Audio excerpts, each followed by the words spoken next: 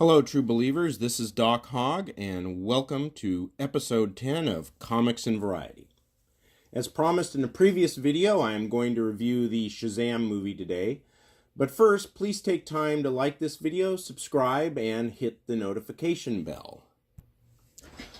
Okay, I went to see the movie on Saturday, and I'm very happy to report that I really enjoyed Shazam. It lived up to the trailer. It's a lot of fun, and if you haven't seen it yet, you should do so while it is still in the theater. Now, should you see it as a matinee or pay full price? Well, I think always a matinee if you can, but if you have to pay full price, in this case, it is still worth it.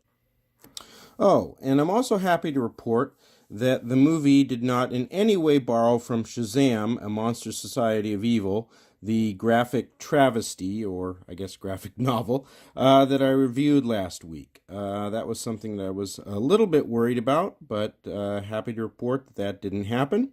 And if you're interested in my review of that graphic novel, I'll put the links to those videos down below. And now, what I liked about the movie. First off, I love the way the movie started. It begins with an origin story, but it's not the origin story that you might expect. And so, well, it's unexpected, but it is unexpected in a good way. I won't say more than that because I don't want to spoil it, but suffice to say the movie has a very good opening scene. Next, the writer and director. I should mention that David Sandberg directed this movie and Henry Gayden did the screenplay.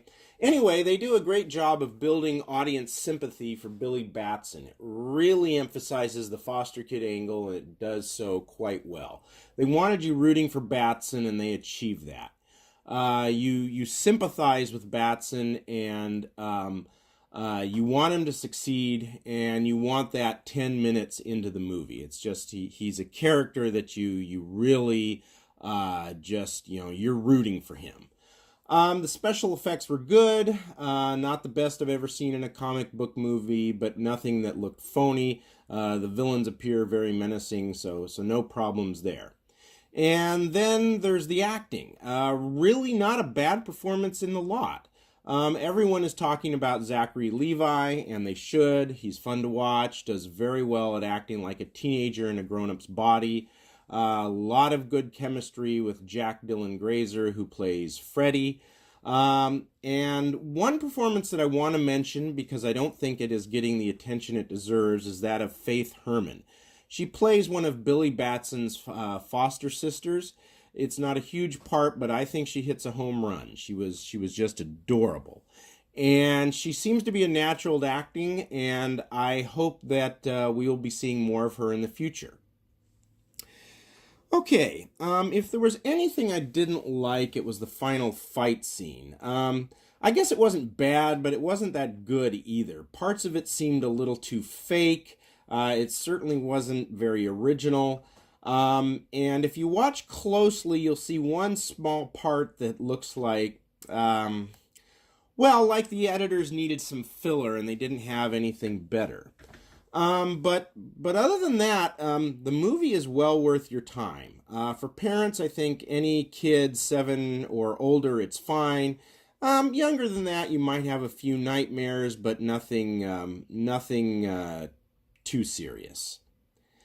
And lastly, I think this sums it up nicely. So Carol Danvers and Billy Batson's movies were released about a month apart. And Billy Batson is the superior Captain Marvel. Okay, now, let's move on. And now it is time for Hogg's Headlines, all the news that Doc Hogg wants to report on. Dateline, Yabba Dabba Don't. Florence Fang owns an unusual home in the San Francisco suburb of Hillsborough. It is a house that pays homage to the Flintstones family, complete with dinosaurs and a life-size Fred Flintstone. It includes a giant red and purple sign that says Yabba Dabba Doo near the driveway, and recently she added some more dinosaurs to the front yard. Unfortunately, this has drawn the ire of city officials.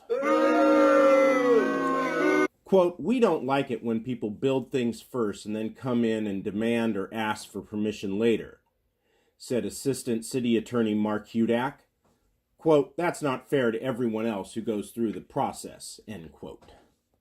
Yeah, Mr. Hudak certainly seems like someone who, when he was a kid, took roll when the teacher was absent.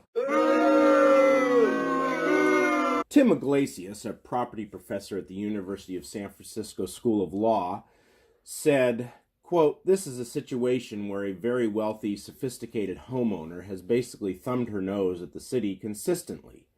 If they let her get away, then all the other wealthy people in Hillsborough can say, hey, I can do whatever I want with my property. Who cares about the planning department?" Gee! In a country of freedom and individual rights, people can do whatever they want with their property? What a concept! And that a professor at the University of San Francisco thinks that's a problem? There's a shocker.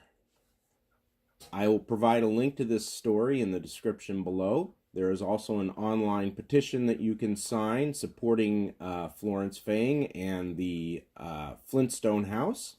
I'll provide a link to that in the description as well. Well, that's all for now. Please do like, subscribe, and hit the notification bell.